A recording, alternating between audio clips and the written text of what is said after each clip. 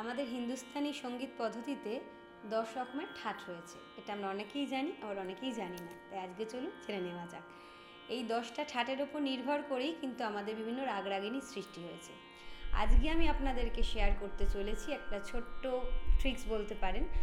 অনেক সময় হয় কি, আমরা কোমল এবং শুদ্ধ এই দুটো স্বরকে চিনতে পারি না, বা ঠিক করে চিনে উঠতে পারি না, বা প্র্যাকটিস করতে পারি না।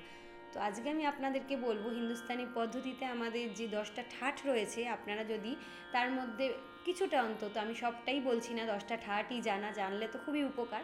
যারা জানেন তাদের জন্য খুব ভালো, আর যারা জানেন না, যারা যেখানে শিখছেন, যেটুকু রাগ শিখেছেন সেই রাগগুলোর মধ্যেই সেই রাগের সাপাট প্র্যাকটিস করবেন এভরি অল্টারনেট ডেতে।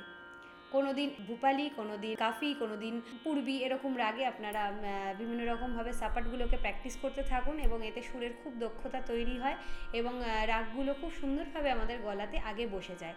তাই যে কোনো রাগরাগিনী শেখার আগে কিন্তু সেই রাগটার সাপাট প্র্যাকটিস করা খুব জরুরি। তাই সবাইকে বলবো, আপনারা ঠাটে সাপাট প্র্যাকটিস করবেন এবং গলার খুব উপকার বোধ করতে পারবেন।